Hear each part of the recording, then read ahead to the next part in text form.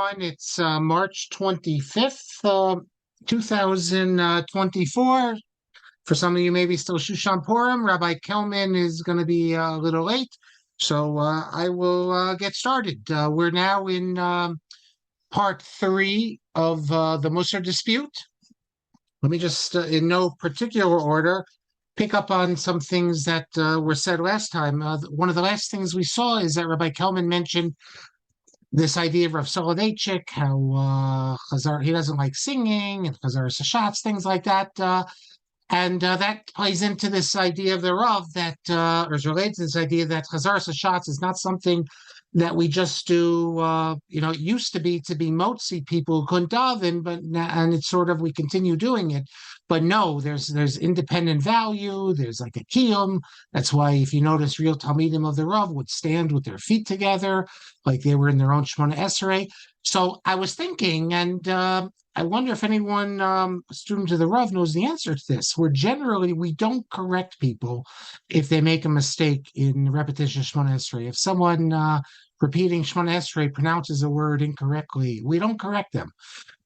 Because like I said, we're not, if you look in the show, we're really not being motzi anyone. I wonder if the Rav held that you should correct someone if he mispronounces a word or skips a word or something. We don't correct people if they skip a word by mistake. I wonder if the Rav, it seems to me that the Rav should require correcting people for that. A number of people wrote to me about this little dispute we had. I called the Radbaz, David ibn Zimra, the last of the Rishonim. And some people said, well, maybe he should be one of the Achronim. He's born in 1479. He actually dies right around the same time as Rav Yosef Karo. Normally, we think of Rav Yosef Karo as, I don't know, Rav Yosef Karo, I don't think of him as a Rishon or an Achron. He's sort of in the middle. So being that the Radbaz is before, I thought of him as like a late Achron. Really, he died still the same time as the Marshal, Shlomo Cohen, Rav Yosef Karo. We don't consider them Rishonim, so maybe he's not one of the Rishonim. I really think it's pretty more of a semantic dispute. I don't know, because even if he is one of the Rishonim, he's not in the same level as the Rambam. Thank you for Michael for pointing out, though, that others, Dinari in particular, has said that the Black Death, that's where we should make the distinction. But he says that Art Scrolls says that the Shulchan Aruch is the end of the Rishonim. So, okay. So I don't know if this really has any practical implications. We did speak about last class standing up for Aseres Adibros. And Jacob said that Sfardim don't stand up. And I said, because of the Ari. And I said, as far as I know, the Ari never says anything about this matter. I've read Rav Avadia's Tshuva, I read others.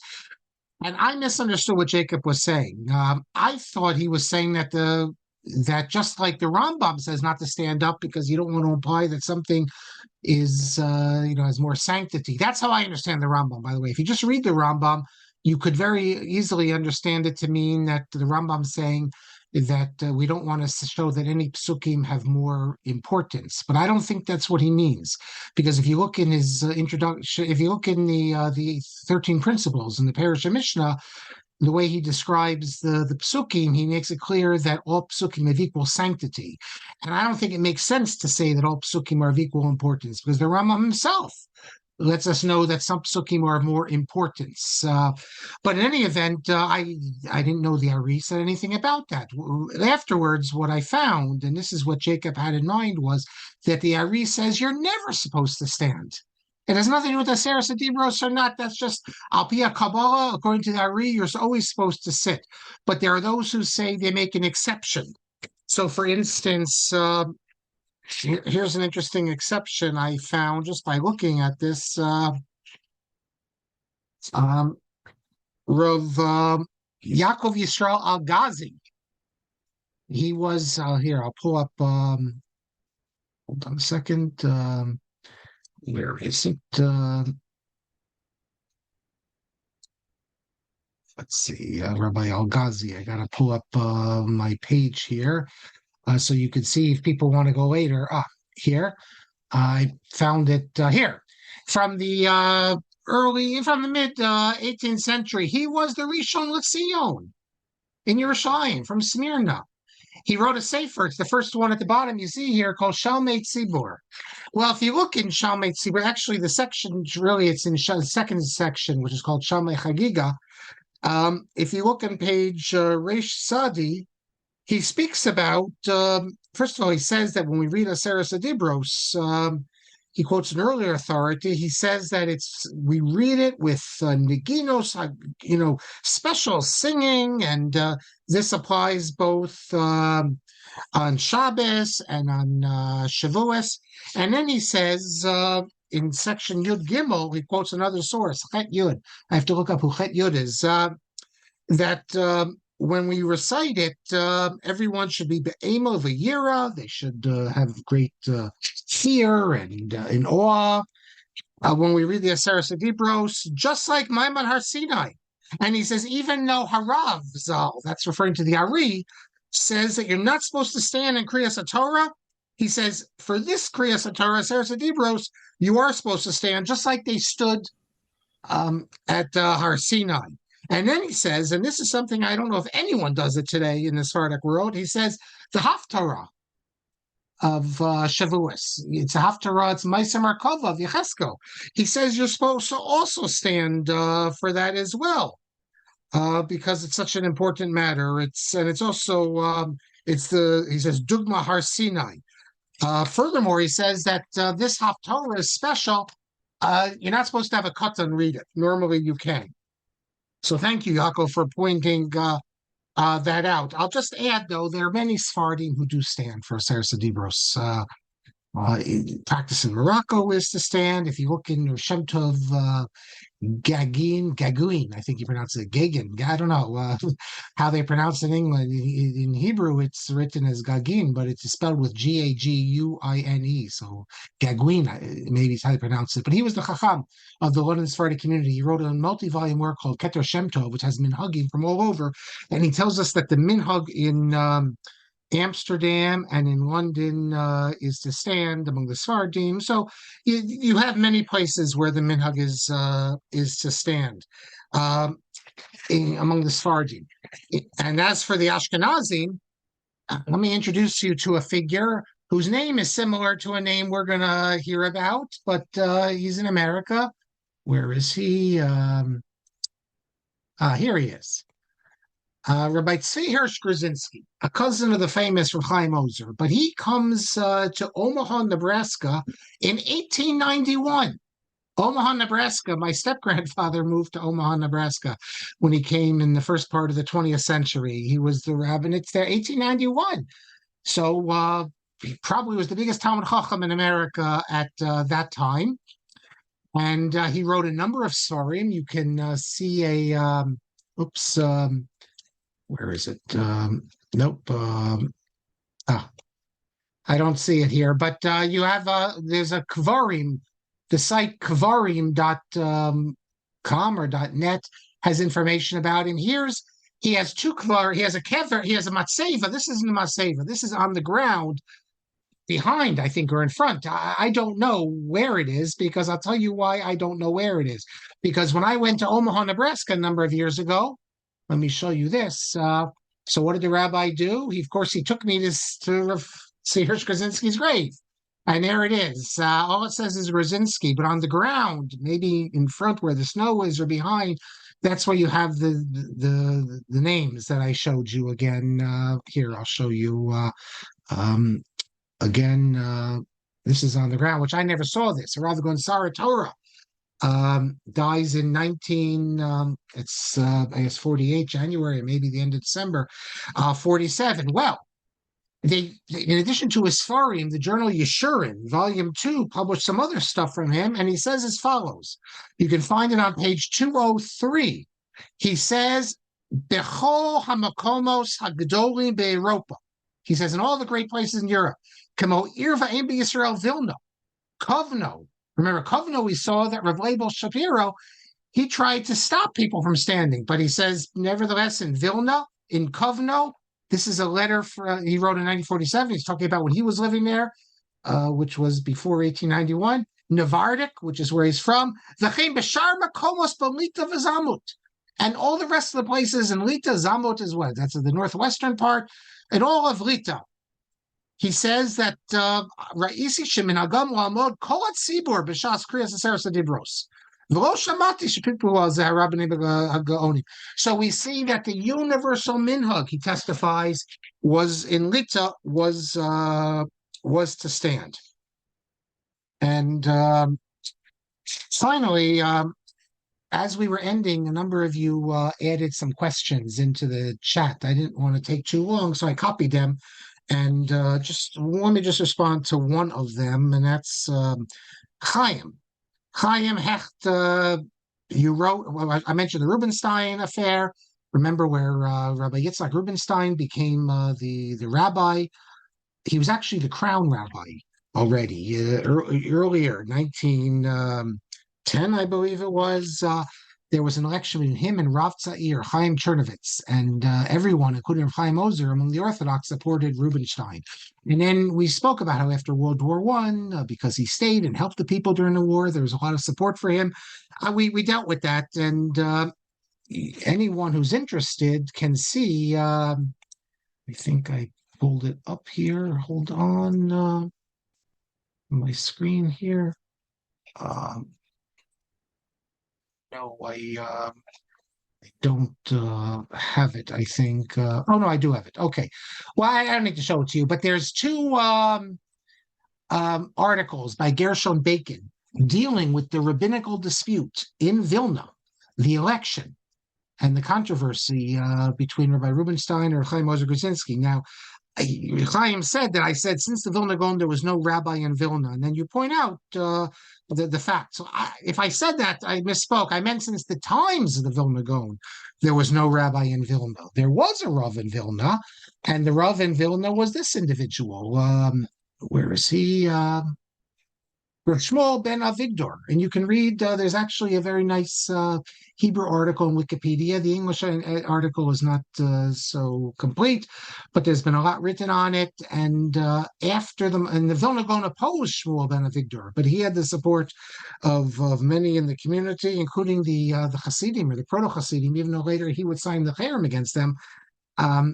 So after his period, until the Polish government was in control of Warsaw, Vilna, and then they insisted, the authorities, on a rabbi. You didn't have rabbis. What you had, chief rabbis, that is, what you had were dayanim, and there was lots of dayanim, and some dayanim were considered greater than others. So, for instance, this individual. Where is he? Shlomo Cohen. This is, as it says, he's a Rav. It says in the Wikipedia here, Rav Moritz Tzedek Rashi, like the head Moritz Tzedek. He was regarded as the leading Dayan. I don't know if officially he was the leading Dayan. It's like Rav Chaim Ozer was considered the leading Rav. But there, as far as I know, there's never anything official that his Beis Din was the most important Beis Din. So this is Rav, if you look in the back of the Gemaras, you have the Cheshek Shlomo. That's Rav Shlomo Cohen. It's famous because when Herzl came to Vilna, Rav Shlomo Cohen, as the senior, eldest rabbi, he greets him, and according to one version, repeated by Rav Chayek of Weinberg, he actually gives him a small Sefer Torah and says, with this, you will bring us back to Eretz Yisrael. So, of course, the Zionists always quote this, and the non-Zionists, the Agudists, they always say, well, things like, Rav Shlomo Cohen, he sees Herzl with the beard and with the top hat. He looks at him, he looks like a from Jew. So that's why he gave him all the kavod. But since I mentioned Rav Shlomo Cohen and the great, the great Dayan he was, let me tell you two stories about him, and then we'll begin. He's not going to appear in our stories because he dies a little too young to be part of it, but his successors definitely are part of it. So since we just finished with Purim, let me tell you something first about Purim from the great Rav Shlomo Cohen. And then I'll tell you something also of interest. So he wrote a sefer called Binyan Shlomo. And in the sefer, he says something like, maybe like any good Vilna rabbi should, which sounds very Haskalah oriented, very maskilic. Because look, these rabbis were connected to the maskilim, but it's the sort of thing I'm going to tell you now that if you would tell your Rebbe in yeshiva, he'd say, that's a Haskalah parish. We can't say it. Then you'd say, well, where Shlomo Cohen says it, then it's kosher. The fact is that a lot of the perushim of the maskilim are fine perushim, even from the most orthodox standpoint. The thing about the maskilim is that they only do maskilim perushim. It's not like they sort of Shlomo Cohen does all sorts of lumdis, and occasionally he does haskalah like perush. So what am I referring to though? And I don't even know if it's haskalah like perush, but some people might think so. If you look in his Sefer Simon Nunches, page Samach Gimel in the Binyan Shlomo, he argues that in the days of the Mishnah, they did not read the Megillah at night. There was no such takana. He says this only comes later in the days of the Amora, Rabbi Shua ben Levi, was the 3rd century. And that's what he argues. And this is the sort of thing like Yaakov Reifman or Matisyahu Strashon. You'd expect to see that in their writings, not in the great Dayan of Vilna. And some people might look at it and say, this isn't even orthodox. What are you talking about? But he says nowhere in the Mishnah does it mention at night. It mentions during the day. You can read it on your own. You can check it out in the Binyan Shlomo. But if you're just going to look in the Binyan Shlomo and you want to, or if you're picking up the Binyan Shlomo and you want to check out the thing on Megillah, I recommend check out the introduction, Hakdama Shniya, because he tells the following story. About his brother. His brother was also a Dayan in Vilna, Betzalel. His stuff is also found, his Chidushim in the back of the Gemara. And he tells the following story. That first of all, his brother was an unbelievable Eloi, even though we think of Rosh Hashanah as the greater Eloi. He says his brother was a greater Eloi. And when he was 11 years old, he was Bucky in Shas, and in 2 Sidarim of Shas, in Moed and Nashim. I mean, today they might tell you when he was 11, he knew all of Shas. But okay, he tells you he knew 2 orders of Shas in Eon, and people wanted to marry him. That is, rich people wanted him for his daughter. So his father was forced to marry his brother when he was 11 years old. 2 years before he's 13 years old, he was forced to.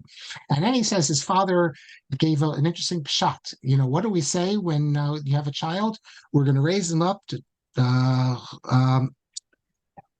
what do we say? Torah, chuppah, and masim, masim tovim, right? So what does chuppah go before masim tovim? Masim tovim comes when you're 13. Then all of a sudden your mitzvahs count.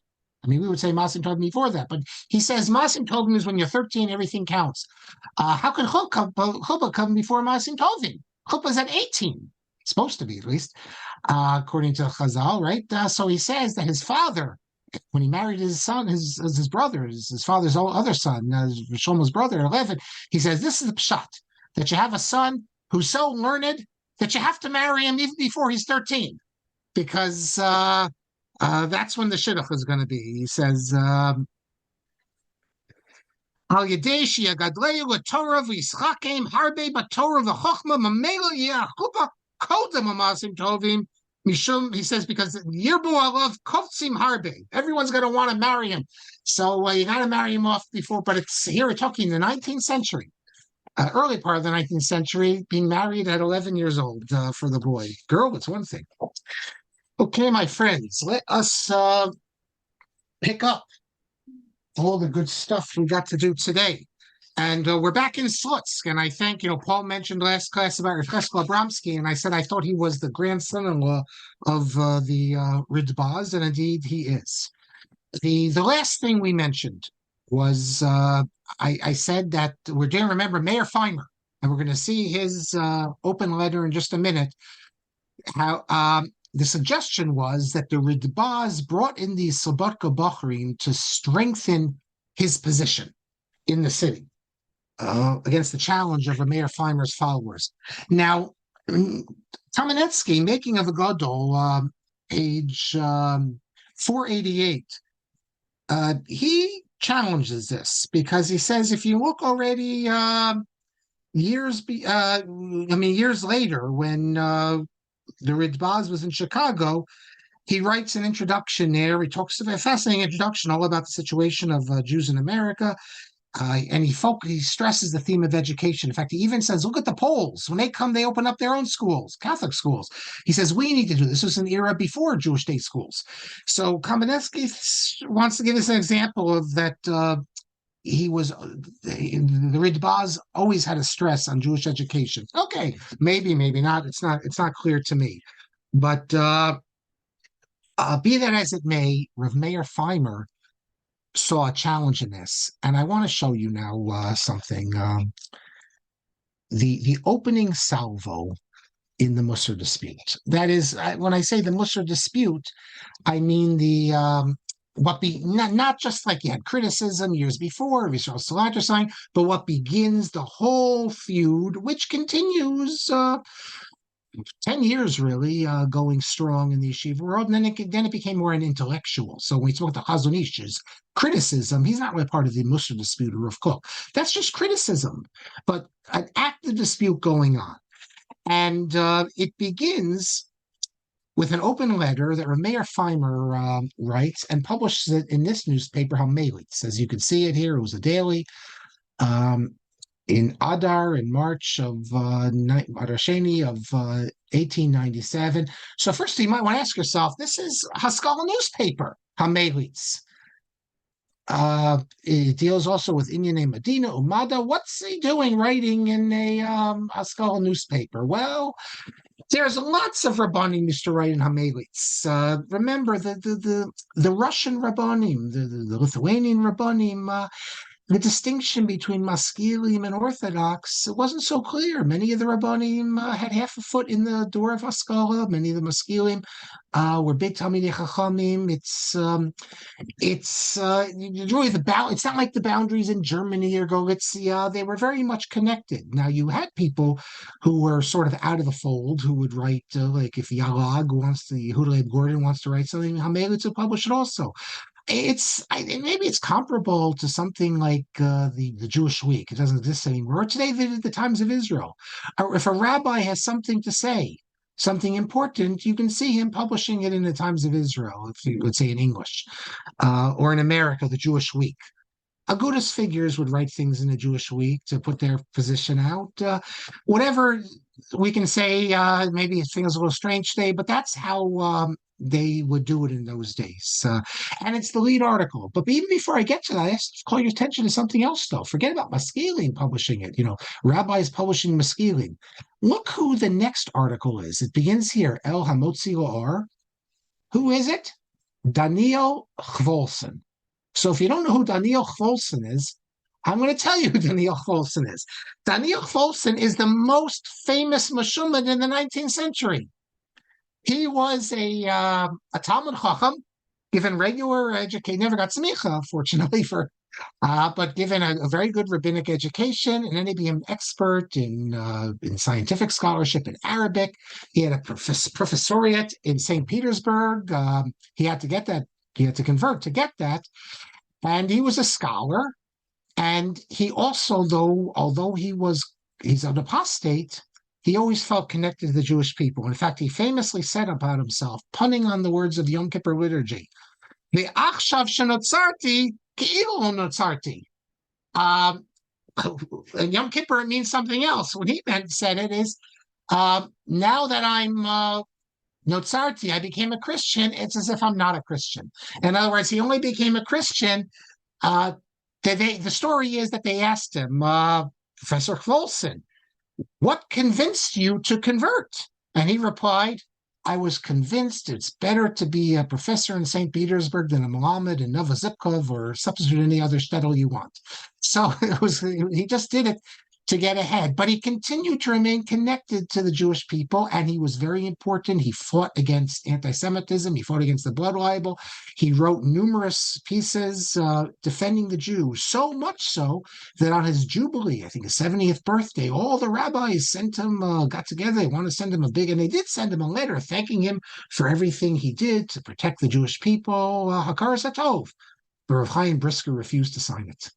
He said, I will not send a letter of thank you to an apostate, to a Meshumad. And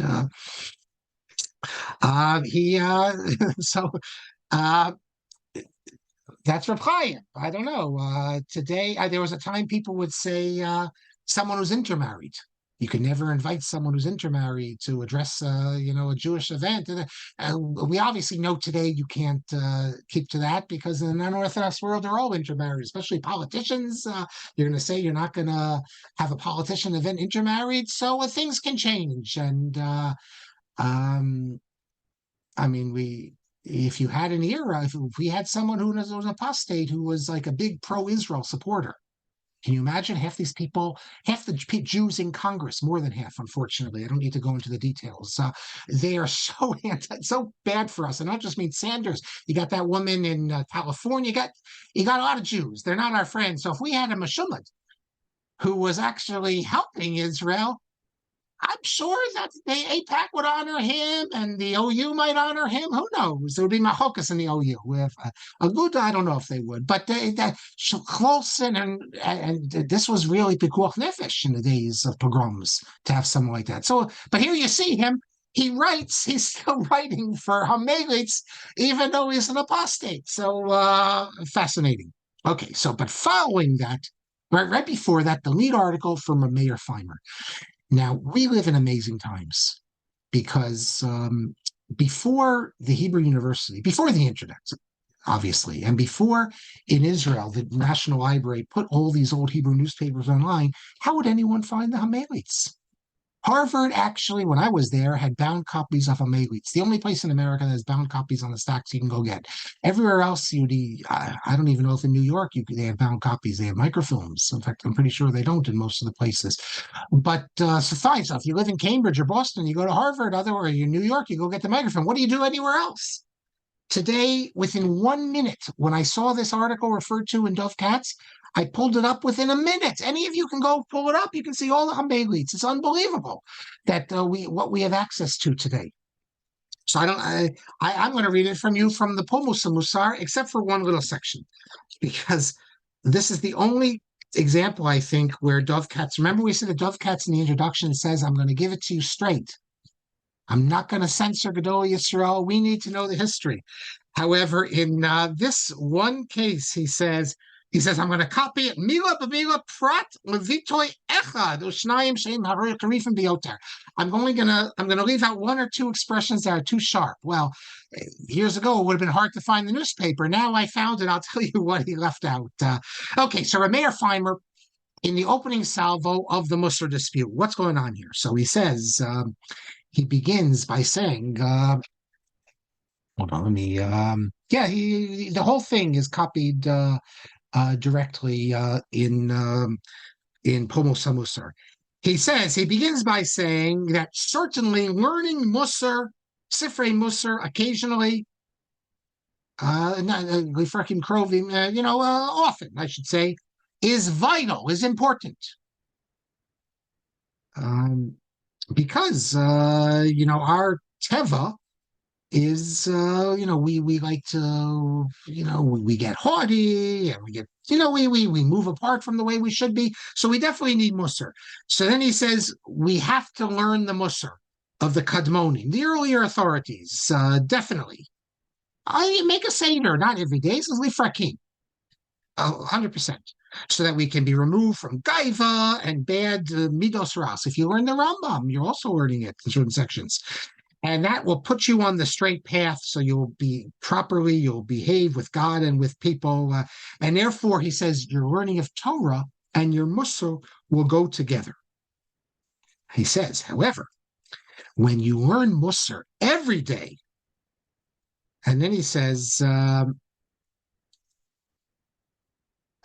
he says that if you learn Musar every day and you're also learning, let's say, Masechtas Bava Basra, which is different Masechta, you're not going to be pressuring yourself. You're not going to be exerting yourself to understand the Gemara. He assumes. I don't know what the connection is. Why can't you? But this is going to get back to what Musar, what we think of today, is not what it was then. He says you're going to if you're learning everyday Musar and you're learning Gemara and you're not really exerting yourself. And what are the Meforshim you have to learn when you do Bava Basra? He says it's the Rashba and Tosos and the Rif and the Rush, and you don't learn them at all. Again, why this assumption that if you're learning Musar, you're not really learning the Rishonim. I don't know why he says, but he assumes that these people, they're not going to be serious Amdanim because they're spending all this time learning Musar. How much time are you learning Musar? An hour a day? That still gives you plenty of time. Maybe he thinks they're learning 3 hours a day. I don't know. There are people who are learning 3 hours a day, but not the average. He says, you need to know the Rishonim to know how to decide halacha, because that's what the Shulchan Aruch and the Ramah are based on.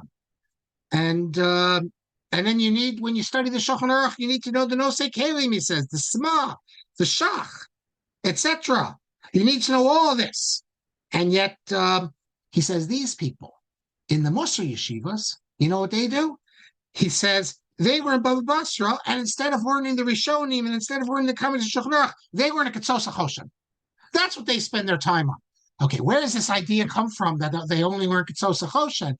Ketzosa Choshen was actually instituted in Telz, and then from there it went to other yeshivas. We're told by Eliezer Gordon. Okay, so you see, and Telz was a Musar yeshiva, although we're going to see the big dispute in Telz as well. But that this is what can I say? With all due respect to Rafimer, this is a canard. It's not true. We know many Rabbanim who studied in the Musar yeshivas in Slobodka when it was a Musar yeshiva before the split, and they learned Rishonim. They didn't just learn the Ketzosa Choshen. But that's already, you see here, and this is going to be, with all due respect to these, and these are Gedolei Yisrael. I mean, I don't touch their fingernails, but in learning. But we're going to see very clearly in the response from Meir Feimer, you could be the greatest Gadol in the world, but if you don't have the facts correct, you need to be corrected. If you don't have the correct facts, you need to be told what the truth is. And this idea that in the Musar yeshivas, they just spent their time learning Gemara, Musar, and Ketzosa Choshen, or whatever other analysis like this, it's not true. But that's what he says. He says they spend their time in Ketzosa Choshen, umafalpel devarim pulim shel heva. They spend they're doing all sorts of mental gymnastics. So it's not just the Musar's a problem. The whole yeshiva curriculum is a problem for him. And they connect themselves with other students who are likewise, and that leads to basically nonsensical education. And he says, it hardly needs to be said, how far these Musar students are from Torah truth. Now, he's in Schutz with them. All he had to do was walk over to the Musar yeshiva, the yeshiva that the Ridbaz established, and he could see that it's a falsehood. That they do, maybe they do study Ketzosa Choshen. I'm sure they did, but they did a lot more than that. But this is what he says. And he says, we can say about these Talmidim that they are not, their Yadayim or Aglayim are not in the base medrash. Basically, they're wasting their time. Kisheker ein lo raglayim, because the falsehood has no feet, and therefore they have no feet. They are far from proper learning, and they're also far from proper learning in Musar books, which they learn every day, because they do the opposite of what the Musar books tell them to do. This is going to be a theme we're going to see as well. The idea, you figure the Musar people, they're supposed to be the highest in terms of personal characteristics, how they relate to people, and instead the argument is going to be that the Musar students become big baligaiva, big haughtiness, and think that they're the only ones who have the truth. And they look around looking down on everyone else and looking down on Gedolei Yisrael, who are not Musar people. And there's some truth to this, no question. I'll show you the evidence. You're in a Musar yeshiva, you look at someone, let's say in another yeshiva who doesn't study Musar, you look down on him and you look down on his Rebbe. Why do you look down on his Rebbe?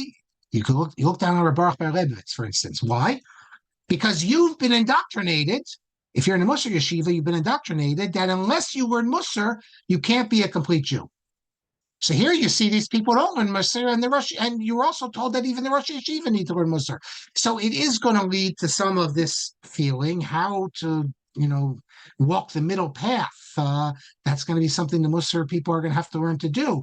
But there is some truth, Rameir Feimer is saying, that it did create a sense that they were an elite. And when you're an elite, you do look down on the others because they don't have the truth. But look, that's, every Hasidic group, I think, has that, because you're not in my group. You don't know what it means to have the real Rebbe and all of it. That's what he says here. And then he goes on. And the Ketzosa Choshen, returning to Ketzosa again, that's Aryeh Leib Heller, the famous Aryeh Leib Heller. If he was alive today, he certainly would not be learning like this, because he wouldn't just learn the Ketzos, he'd do what he did. Gemara, Rishonim, and he learned the Shulchan Aruch. And after that, he went into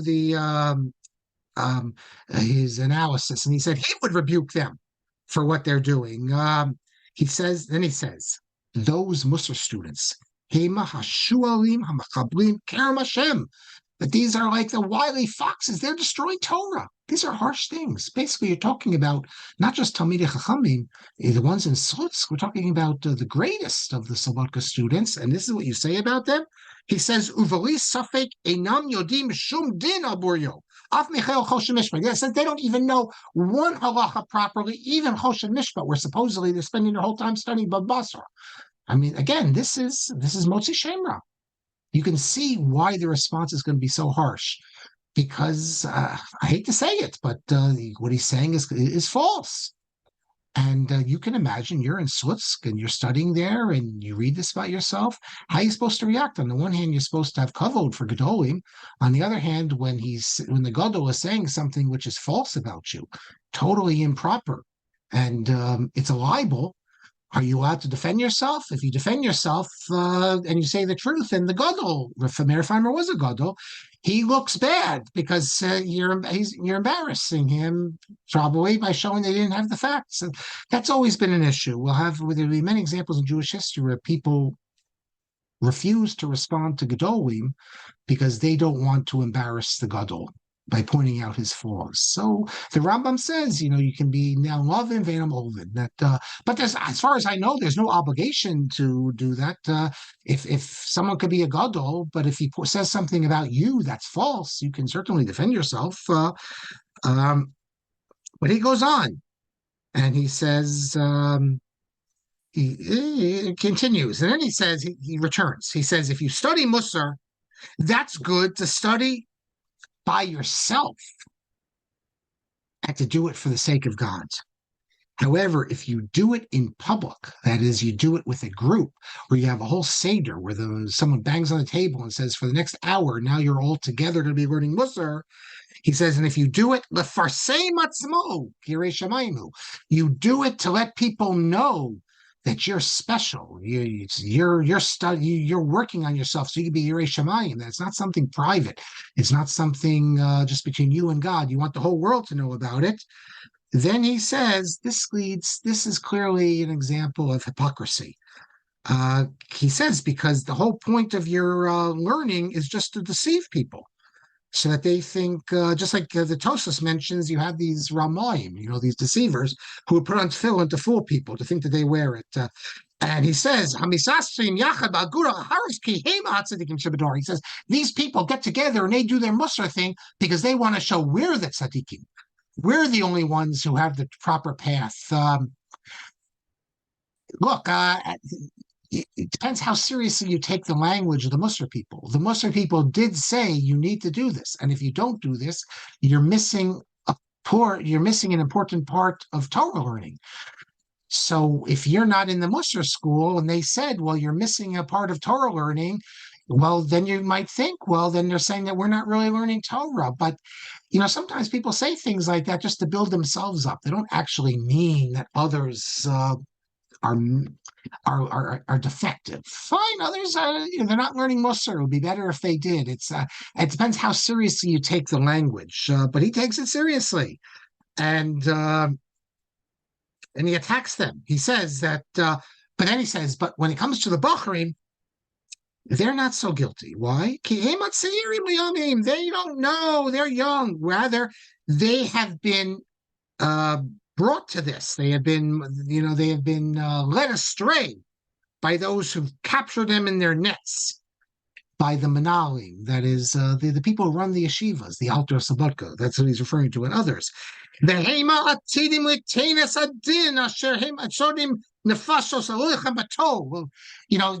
people, the people running the Musar movement, they're the ones who God will call them to account, because they're creating all these problems. What's their intention? Money. They're doing it all to give themselves money. That's what it's all about, he thinks, because they collect a lot of money for their Musar. They claim when they go out, we have a new style yeshiva. It's a Musar yeshiva, and we're teaching people things that giving them an approach to learning that the other yeshivas are not doing. So he's saying, Meir Feimer is saying, it's Gezel Gomor. They're doing this to support themselves economically. That's what they're doing. And he says that they try to show how they're learning in this way to fool people. Now what? And then he has v'chule. What he doesn't include are the words v'tamei v'tamei yikra. That basically we should call them tamei. That it's a pasuk from Chumash he's taking. He says hatzavuim shebasutsk, the hypocrites in Slutsk. The asu choza, they made a contract in matzvuim shebasabotka. So you have the hypocrites here, the phonies in Slutsk, who made a contract with the phonies in Sabotka, and they joined together. Oy ledor shekach alta b'yamav. Woe to our generation that this happened. And so, I mean, you can't get any harsher than this. I mean, it would be one thing if you'd have a little critique. I don't think this is the proper path. This is a full-blown, nuclear attack, throwing everything out there. Attacking not just the actions, but the motives. It's all about pride, not just for the students, but for the Gedolim, the Gedolei Mussar, that it's all about, money. They want to get rich, and they're using this whole idea of Mussar to bring money into it. And the whole thing's a fraud, and the students aren't learning. I mean, this, as you can imagine, this created a shockwave. The lack of kavod of the Rosh of Shiva and of the Rabbanim and the Talmidim. And on this page, in Pumos HaMussar, Dov Katz tells the following story. And he tells it in the name of Hayashish, the elderly, Rav David Rackman, who was present at the time as he was a student in the Slutsk Yeshiva. Who's David Rackman? David Rackman is none other than Emanuel Rackman's father. He's the author of this sefer, Krias HaTorah. It happens to be a really interesting sefer because he has shalos and tshuvos and letters with lots of different gedolim, back and forth. Quite fascinating. And at the bottom, you can see there's a kuntras by his son, Harav Dr. Menachem M. Rackman, who was the rabbi of Shari Tefillah for Rockaway. When Rackman was young, he also was a lamdan, and he's able to write chidushim. So it says he's a Yad Yamin, not just a rabbi of Shari Tefillah, Yad Yamino, the right-hand man. He was assistant to the Nasi of Yeshivas Rebbe Zochanan, who was that Dr. Belkin. So an interesting sefer, and Rabbi Rackman, he comes to America. There's David Rackman. He was Rosh Yeshiva at Yeshivas Rebbe Zochanan, and then he didn't want to take parnasa from the yeshiva, so he becomes an insurance agent. He moves to Albany. That's where Emanuel Rackman's born. And the story I'm going to tell you now is about Rav Yosef Konvitz, and it comes from Rabbi David Rackman. All the Gedolim were very close to Rabbi David Rackman. With his son, they saw his son as someone who fell far from the father's, the tree of the father. Yosef Konvitz actually made the shidduch of Rabbi Rackman, Rabbi David Rackman. He tells the whole story in the introduction to the Sefer. So what does he say on this page? Here they're in Slutsk, and obviously when this letter went out, it was clearly the talk of the town. So he tells the following story that in the big shul in Slutsk, that's not the shul that Rabbi Feimer went to, it's the Ridbaz's shul, one of the leading students of the Slutsk Yeshiva, Rav Yosef Konvitz, he would later become the son-in-law of the Ridbaz, and he would later become one of the big rabbanim in America. He was first in Slutsk, and then Sabotka, then in Slutsk. He stood up and he says he rejected all of the claims, the critiques, the more than that, the hashamot, the blames of Rav Meir, and he expressed wonder that Rabbi Feimer could attack the Mussar yeshivas so much without ever having visited them. He has no idea what's happening inside the Mussar yeshivas, and yet he doesn't just attack them, he makes a public letter. Hey, we've had lots of examples subsequently where people say things they don't know what they're talking about, even great rabbis. But this is what he says. And he says at the beginning of his defense of the yeshivas and his response, his rejoinder to Rabbi Feimer, he justified himself. And he says, don't think that what I'm going to do now is chutzpah against one of the Gedolim, Kape Gavar Rabbah. In words, he's going to get up and show that everything Rameir Feimer says is without foundation. Rameir Feimer is not going to end up looking so good after this. He says, Yosef Konvitz said before he did this, don't think that this is a lack of chutzpah. He says, because here we're dealing with a lack of knowledge, choser yediyah. And he says, in such a case, even a katan can tell into the ears of a gadol. That is, even me, Yosef Konvitz, a young yeshiva bacher, can say to the gadol, or Meir Feimer, that you're wrong, because we're dealing with facts. And he says, how do we know this? Yetzias Mitzrayim, Sipur Yetzias Mitzrayim tells us. Every father, right? Even if the father is not a chacham, he's obligated, we know, l'saper b'Yetzias Mitzrayim. He's obligated to tell the story of Yetzias Mitzrayim to his son. Even if the son's a chacham. We know there's 4 sons. One of them's a chacham. So wait a second, if the son's a chacham, why doesn't the son tell the story to the father? But no, the father's supposed to still tell the story to the son. Why? Because this isn't lumdus. This is mesiras uvdos. This is facts. This is history. So you don't need to be a lamdin. The father, who doesn't know any Torah, but he knows enough at least to know the story, it's his job to tell it. And therefore, Yosef Konvitz says, when you're dealing with reality, with facts, there's no gadol and there's no katan. There's who has the facts and who doesn't. Rameir Feimer, yes, and gadol in learning, certainly I'm not going to challenge him in learning and anything. He knows a lot more than me in terms of learning. But here we're dealing with the facts. And therefore, even though I'm a katan and he's a gadol, I have the facts and he doesn't. I think it's a very important Musar haskell. I mean, sometimes you have big rabbis who say things and just completely wrong because they don't know the facts. So then you try to point out the truth and people say, who are you to point it out? What do you mean who? That's the answer is, when you're not dealing with lumdus, you're not dealing with psak, you're dealing with reality. Did it happen? Did it not? Factual things. I don't need to be a gadol of learning. If I have the facts, then in this case, I have the truth. And he can know Shas backwards and forwards. He can get the Rogachover. But if he doesn't have the facts, then it doesn't matter. So in this case, I have to say Rameir Feimer didn't have the facts. So that was the response. Now, even with the dispute, well, he goes on, by the way. I'll read it to you later when we get to his response. But even with his dispute with the Ridbaz, it does seem that this is over the top. I mean, it could, but he doesn't apologize. Not only doesn't he apologize, he digs in and he finds support.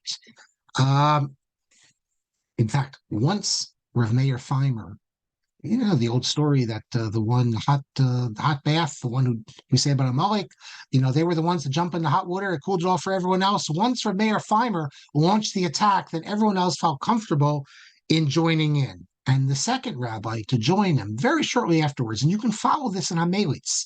Hamelitz becomes the back and forth of these arguments. Was a rabbi, his name totally unknown today, but in his day, he was one of the Gedolei Yisrael.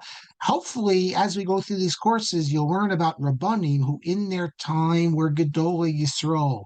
And they've been forgotten because only very few in each century, very few rabbis live on. The reality is, you know, one generation passes, a new generation arises. Yiftach Gedorah, right? Shmuel Gedorah. Every generation has new rabbis. It's very rare for people to be remembered, to continue.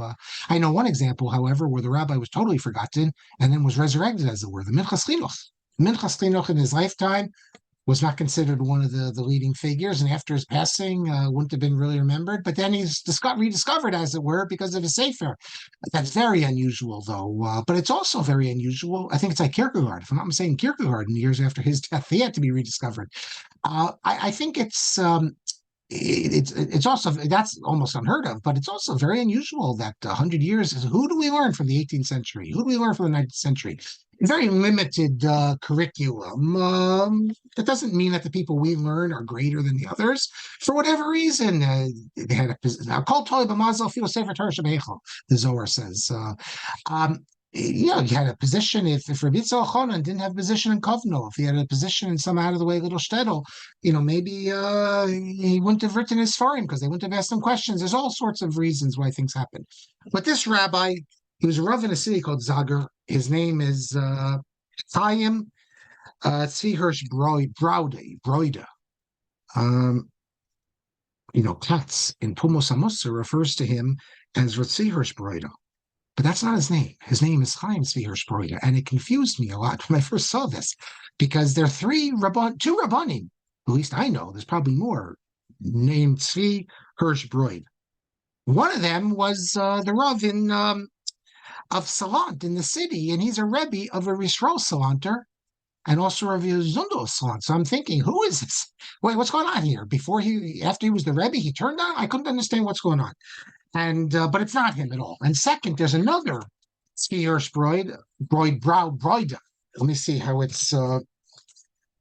he writes it at least. I wonder if all the Brodies and Brodas today are descended. Bet Resh Vav Yud Dalet Aleph Broida. The other is the son-in-law of the Alter of Kelm and a Musar figure in his own right. He ran the Talmud Torah in Kelm, which we'll speak about because the Talmud Torah in Kelm also becomes part of our story. I'm referring to another person. His name is Chaim Tzvi Hirsch Broida. He's the father-in-law of a Rav named Rav Zel Ruvain Bengus. Maybe the name means something to you. Rav Zel Ruvain Bengus, a Gaon from Volozhin, very, very close friend of Rav Kook. In fact, one of the famous stories we have of Rav Kook from Volozhin is every day Rav Kook would look at this little piece of paper and then put it away and during davening.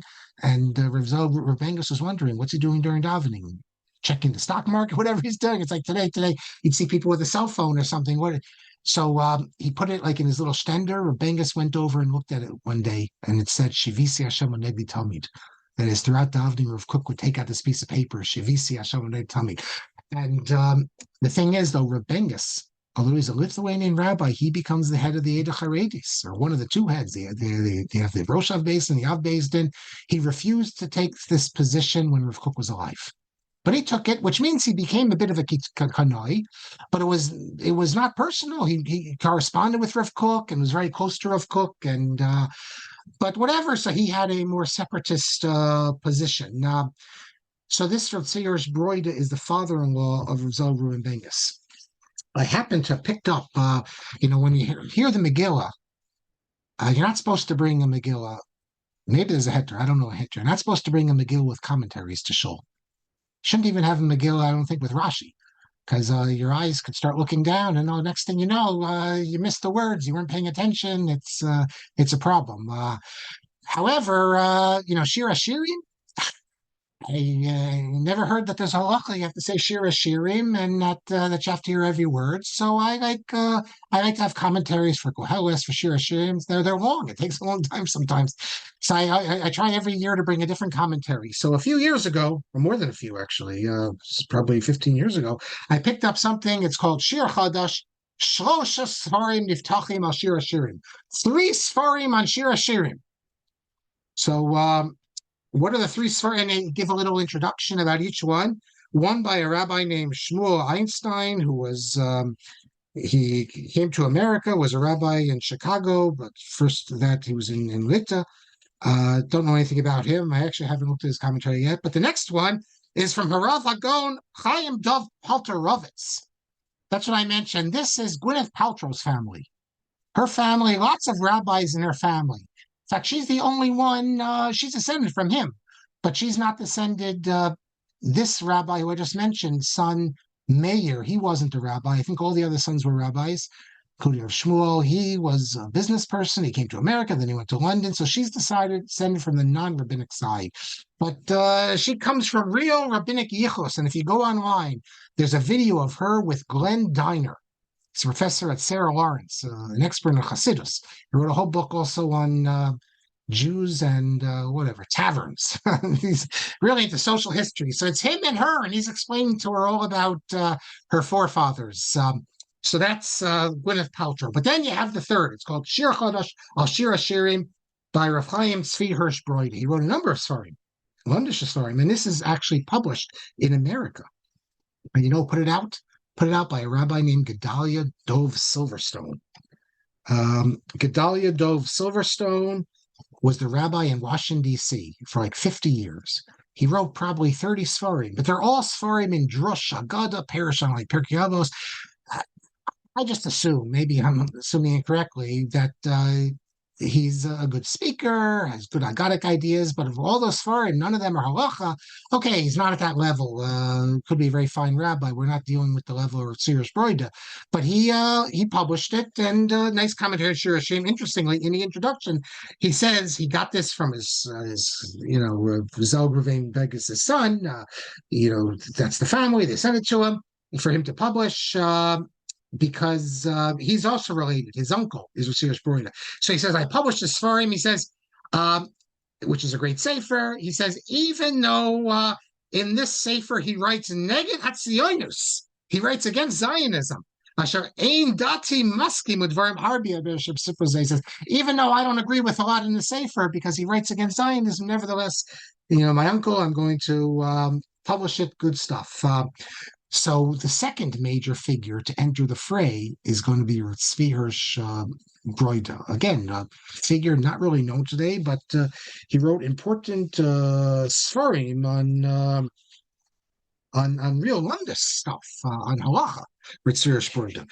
So we will pick up with him when we get back, and next class, and that's going to lead us into Slobodka and the dispute, the feud, the split of the Slobodka yeshiva, and then it starts getting really insane, let's say. And Mayor Feimer's response, of course, as you can imagine, people wrote to Mayor Feimer, how could you speak this way about these pure holy Bachrim and Roshi Yeshiva? So we will see what Mayor Feimer says. So let me take some questions and comments. Before you came on, Rabbi Kelman, I said, you spoke about the Rav as the importance of Chazar Sashatz.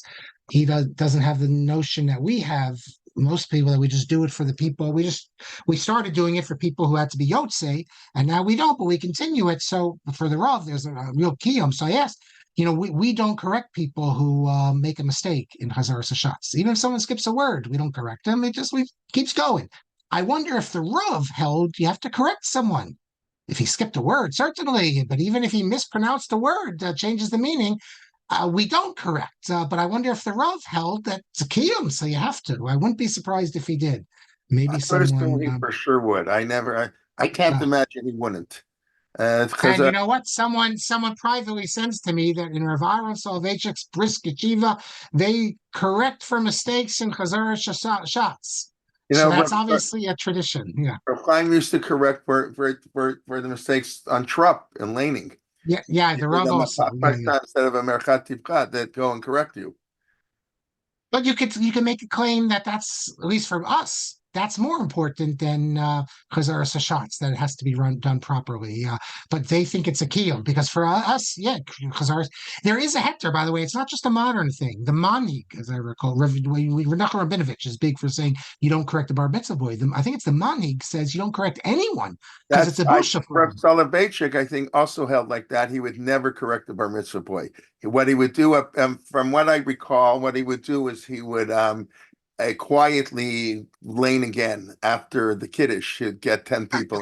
In other words, he doesn't think it was Yotzei. No, it's a beautiful. He didn't want to embarrass the bar mitzvah. I think it's awful when people yell at the back. It's a gabbay's job. And when people yell at the back with Bakar, it's terrible. That's pretty much fallen out of style. Growing up, that was like a sport. If you could catch it and call it out.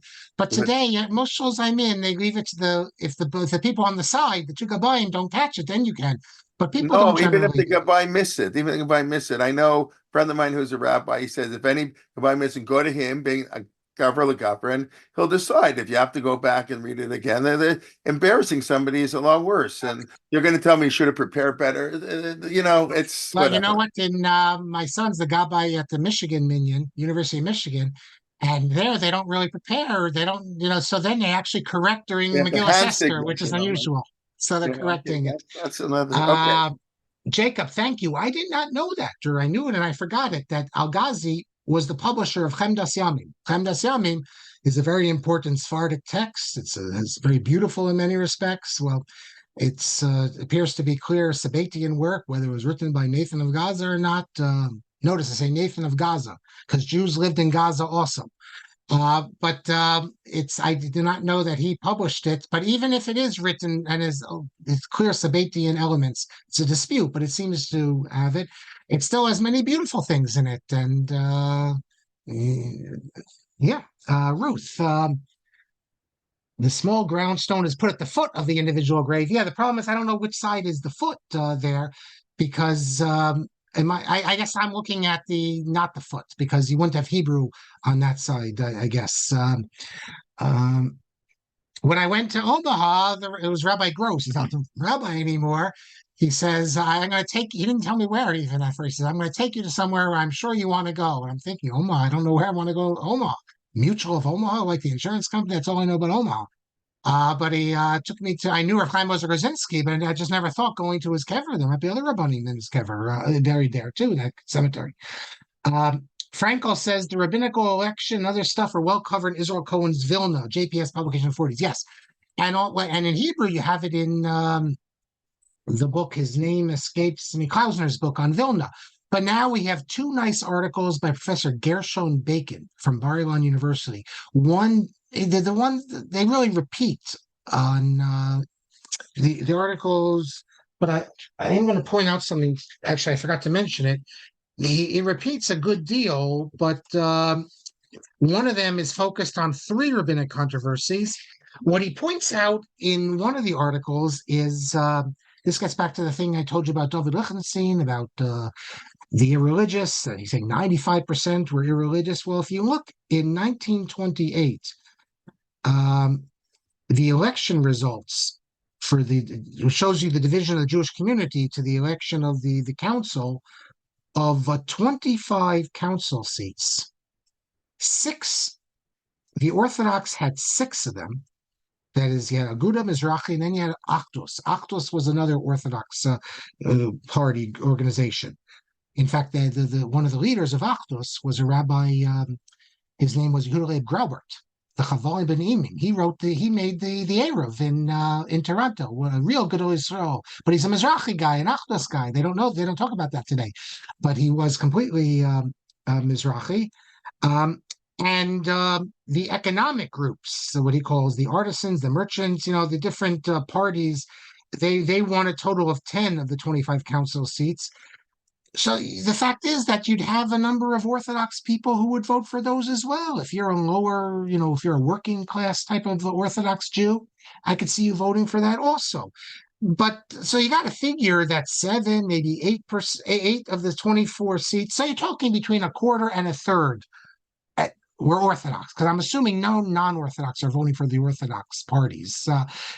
So yes, is Vilna dominated by the non-Orthodox? 100%, but is it 95%? No, you're talking 2/3 to 3/4, and Vilna's the big city. Remember, in the small towns, they were much more traditional than that. So I'm going to do a blog post on this. Look, I've had a blog post waiting to go up now for weeks and weeks and weeks, and I have 2 more ready to roll. I haven't written this one. I'm going to give you the statistics and make the case as best I can as the divisions between Orthodox and non-Orthodox demographics, both in Lithuania and also in Poland. We have unbelievable statistics from Warsaw in the 30s of how many people were not eating non-kosher. It'll blow you away because we like to think of Warsaw as like a very religious city. So anyone wants, I can send you. I said last class I'd send the Kamenetsky book. Like a lot of takers. If you want the Gershon Bacon's material, I can send that also. Barry says, Rabbi Barry, if he recalls correctly, he read that Rav Tzvi Ginski wrote a sefer on every Masechta and Shas, which had not been published. His son was dean of Creighton Medical School in Omaha. I didn't know about his son as dean of Creighton. Creighton's a Jesuit university, one of the sister schools of mine. He wrote a lot of Svarim, and a lot has not been published. They have the manuscripts. He wrote a book on Sefer Torah, a number of others, but they have lots of manuscripts. Look, he was a Gadol Shabbat in Omaha, of all places, because he came and that's where he had Parnassa. Nissen says, does the Binyan Shlomo consider Rashub ben Levi to be an Amora or a Tana? Well, he considers him to be an Amora. He says explicitly that. Am I missing something here? Are there people who consider him to be a Tana? Yeah, I think it's the Ion Yaakov, the last one in Shas. I saw it in the Ion Yaakov that Rabbi Shua ben Levi is a Tana. There is such a position. I know it sounds. He's a transitional figure. Rabbi Shua ben Levi is the one of the transitional people. He's the end of the beginning of the third century, right? Right.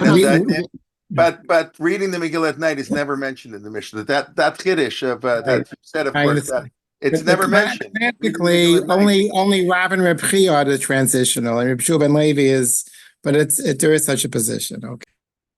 Okay. Well, he says his lashon is explicit. He says as follows. I got to find my paper here. Yes. So listen to his lashon. He says. בזמן המשנה עדיין לא היה התקנה לקרוא את המגילה גם בלילה. במגילה לא הוזכר רק יומים, ורק בימי רב שua ben Levi הסכינו שיהיו קוראים גם בלילה. So that's what he says, and you know that in the minhag in Meknes in Morocco was for the women to only read the Megillah at night for them. During the day, they didn't read the Megillah. It has nothing to do with this. It's just interesting. Jacob Sassoon, last week, Ramazuz used Shlomo Cohen to rule that soldiers in Gaza need not read at night and need not read before sunset. Yes, that was a big question. I saw Ramazuz quoted that. I learned of this Rav Shlomo Cohen from Rav Mazuz, but not last week. He quoted that. He quotes it almost every year, or many times around Purim time.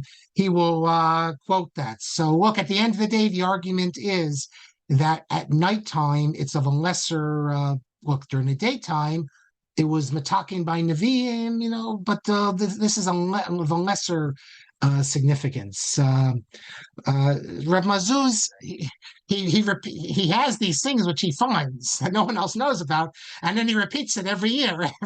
So the other Binyan Shlomo, the introduction, I got that from Reb Gifter. Actually quotes it in one of his letters, volumes of letters. Last week, I was zocheh to something. The son of Rav Gifter, Rav Zalman Gifter, it's the son of Mordechai Gifter, sent me a big matana.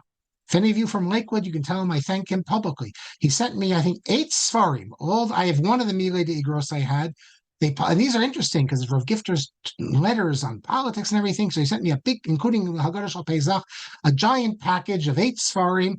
And I was looking through it just on Shabbos, and lo and behold, that's where I learned. So everything's Hashgacha Pratis, because I knew I wanted to speak about the Moritz Tzedek idea in Vilna, that they didn't have chief rabbis, they only had Moritz Tzedek, and the greatest Moritz Tzedek, of course, is Shlomo Cohen. And I wanted to mention the Megillah thing, because it's around Purim, and it reminded me, of Mazuz, although I saw it before last week already, I had it to say. And then all of a sudden, on Shabbos, I read that of all the things he quotes, the introduction to the Binyan Shlomo, which maybe I saw, maybe I hadn't seen. I certainly remember it. So it all sort of fit together. Is that not Hashgacha Pratis? So I thank Rav Zalman Gifter. I was zocheh for him. That's why because I found about 40, 50 letters from his father, Rav Mordechai Gifter, to Rabbi Yaakov Weinberg. And I copied them all on my phone. It took me a long time. And I sent them all to him, and they're going to appear in the next volume, volume 9 of Milei de Igros. So Shmuel says that you believe Scholzen's quip was in response to a request from Rav Yitzhak Cohen, inspector, to intercede on behalf of the Jewish community. There was some decree there. Yitzhak Cohen wanted Shkolson to oppose. The inspector quipped that perhaps it was for this reason, that he converted to ultimately help the community. And therefore, he replied that even though I notzarti, not I was created, I was born, I became Christian, Ego notzarti. Oh, okay, I didn't know that. That's interesting. Thank you, Shmuel. I know the quip because, and as far as I know, he doesn't mention the story you told. There was Tzvi Hirsch Masliansky. He was a big darshan in America, and they translated his. You can get it in English now, and he quotes that in his in one of his in his autobiography. He wrote an autobiography. Tzvi Hirsch Masliansky, this big guy. He was known as the darshan, and he would go to different shows in New York. And in those days, you'd have wandering darshanim. They'd come, and people. There's actually it's like in the days of the prophets. You look at the prophets; they're portrayed as people like popular entertainers, and you go to listen to them. Why do you want to go hear Yecheskel to rebuke you? But that's what people would do. So people in those days would go to hear darshanim. They didn't only rebuke you, but they did. That was what people did in an era before TV. If you're Shomer Shabbos, what else are you doing? But it wasn't just on Shabbos; it was during the week also. But today, people are on their computers, they're watching TV, Netflix, all that. In those days, the big darshan comes to town. You go listen to Masliansky in his fascinating memoir. He mentions that. Rav Schachter says, Rabbi Kalman says, Rav Schachter would often tell us that Egel ve'Egel does not apply to historical facts. That is, what is the correct text? This is obvious, but he would point out that it's obvious. Okay, the obvious is forbidden to cheat on one's taxes. Okay, but you're right. If you have two texts, you could be the greatest gadol, but if he's using the wrong text, then if he doesn't have the facts, then we can't really rely on it unless you have some sort of.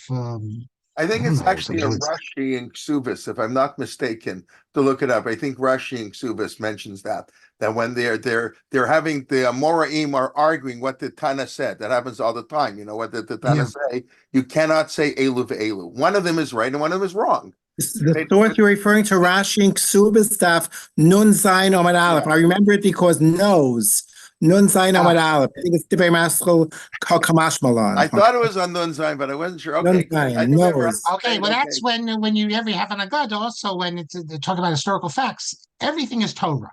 Only one is historically correct. Even Ramosh in the introduction thinks that when you want to know the pshat, we give different pshats, but one is the correct one, but they're all Torah. I think people of a more I guess postmodern approach would say they're all correct because there is no, if you read my article on authorial intent, there is no one correct. Nissan, Rabbi Professor Glenn Diner presented his latest book. I didn't even know about this book, although he wrote, I know the article, which maybe began the book, The Light of Learning, Hasidism in Poland on the Eve of the Holocaust. I did not know that. Glenn really Diner was a student. Glenn Diner was a student of sorts of mine because I was at Brandeis, the rabbi there, when he was a student there. So, and who would have thought he would become, and then I was, for Shavuos, I spent a few years ago with him. Someone privately says, according to contemporary news accounts, where if Shlomo Cohen attended the reception for Herzl and spoke in his honor, the small Sefer Torah was presented by Zev Yavitz. Now, it's interesting you mention this because there's a lot of disputes. Other versions have that he just gave him a big bracha. The story of the Sefer Torah could be like the Rishon Salanter story, not exactly 100% correct. But the Sridei Eish mentions it. That's why I said it's reported by the Sridei Eish. But there's no question. The important thing is that he greeted Herzl as a very important personality coming to town. So again, that leads to the reply from the more Haredi elements that what do you look at Herzl? He's wearing the big hat and he has the beard. He looks like a from Jew. So what do you? I find it hard to believe that Shlomo Cohen did not know the. And Samuel says he was corrected by the Rav when you were a shots for Musaf on Shlosh Goyim, and you said Shinishtacha Mikdashach, and he called out Hashlucha Mikdashach. Okay, so here we have Edut Ne'amana, Edus Ne'amana, that the Rav would actually correct. But that's Shulman Levi is quoting the 6th chapter of Avos. The 6th chapter of Avos is it's not Avos really; it's the extra. But Kinyan Taras, is that considered Tanaitic? It's a brisa, but. What do you say, Rabbi Kalman? You're the expert. No, I was going to say Hashlucha Nishtacha is a machloken. The old Sidurim you have to have both. I think today, Koran arts really all have Shanishtalcha. But I think Rav Shechter once explains it's a machloket, the Rambam and the Ravid. Do you hold that the kedusha of the Beit Hamikdash is batal or not? So, in other words, if you say Hanishtalcha, means we can't bring a korban because the Beit Hamikdash was destroyed, and that's it. The kedusha was lost. If you say Hashlucha, means we could bring it, but just right now we can't bring it. I remember you get a whole thing. It's not stam like what Girsa. It represents the whole machloket on if the kedusha still applies. So why don't we bring korbanos? Because it was destroyed, or no? Because now we can't do it. That's it's a whole different understanding of this. Who cares? Hashlucha, nishtalcha. So I switch. I like to say both. One day yontiv one day the other. And someone privately says that Hashucha is the minhag Frankfurt. But here we have Yoshua ben Levi is quoted in the 6th chapter of Avos, which is a brisa. So what do you say here? Well, I pulled up the Encyclopedia Judaica. First half of the 3rd century Palestinian Amora of the transition period, as that's what the words that Rabbi Kelman used, I believe, from the Tanaim to the Amoraim. So if it's transition period, why is he an Amora? Maybe he's like the Shulchan Aruch, the Yosef Karo, he's in the middle. Or if he's transition, he could be an Amora, a Tana of the transition period as well. But I don't know. He's regarded as an Amora, I guess, in terms of his halachic standing also, that he doesn't have the status of a Tana. But it is a brisa. The 6th parak is a brisa, but what can I tell you? He's a transition period. So since he's from the transition, if anyone can come up with anything else, Rabbi Kelman, anything about this? There are a whole bunch of people. Ula is part of that. These people that in the Chute, I think. I don't know if he's one of the Chute people used to go back and forth for I don't think he's ever quoted in the Mishnah, ever. And maybe 6 parak in Pirkei Avot doesn't do it, because that's not really part of the Mishnah. It's not, the Rambam doesn't comment on it. I don't know how. The Encyclopedia Judaica. Although in Amora, some of his sayings are attached to collections of Tannaitic sayings, and the Mishnah concludes with one of his Agadic statements. In the world to come, the Holy One will make each righteous person inherit 3 in the 10 worlds. And also, so that where is that from? The Mishnah and the Taros? That's the last Mishnah in Uksi. And also it says in Kinyan Torah, you have his saying here. Okay, so basically they're saying that they threw in a couple sayings of his, but he's not really right. He's never mentioned in a regular Mishnah of halacha. That it never comes up. Yeah. Okay. Well, thank you all. Thank you. That's okay, Rabbi Kelman. This was great. Thank you. Always interesting and always good to okay. Yes. Okay. All right. Tomorrow, Rabbi Shulman, he wrote me. He has 2 more classes on Kohelet. After 26 weeks, he's in Kohelet. So if you haven't come, you're welcome to come. He'll finish next week, this week, and next week. Then a regular shiurim during the week. Pretty soon we'll let you know about our Pesach Yom Iyun. Somewhere, Kelman, he should put out notes, then we could bring them to show. I said on Kohelet, we could during Kohelet. Kohelet, not your yeah, no, it's a very complicated. I don't have to tell everybody's Kohelet. Yeah. I teach. He takes up when I'm in the middle of teaching, but I've listened to a few here and there. Yeah, he's very good. Rabbi Shulman's really an expert teacher in Tanakh. Who have not heard him yet. Okay. And then Wednesday, Rabbi Helfgott, Thursday, Parsha Shir, Friday. I'm starting the Shmon Esrei this week. Anybody want to join class 123, please God, of our Siddur class, 2.5 years straight. So now we're up to Shmon Esrei this week. We'll start Hashem Svatai Tivtachu Pi Yagid Tilatecha. One more thing I want to say, right, Kelman, before I go. I forgot to mention this book. We all have this book at home, right? Look at the Haskamas. Rav Shlomo Cohen of Vilna has Haskama to the Mishnah Berurah. Okay. All right. Very good. Okay, everybody. Hope everybody had a meaningful Purim. This year Purim, they took on very special meaning in many different ways. And, but I think, listen, I think people did celebrate. It's also important, but it should be meaningful Purim. And we should have Nafak miyagon l'simcha me'evel yontav should be true by Yamim Haim b'zman hazeh. What can I say? We all know that. Let's hope and pray it comes true. Okay, everybody. Laila tov. Be well. Thank you. Okay. Bye. Night.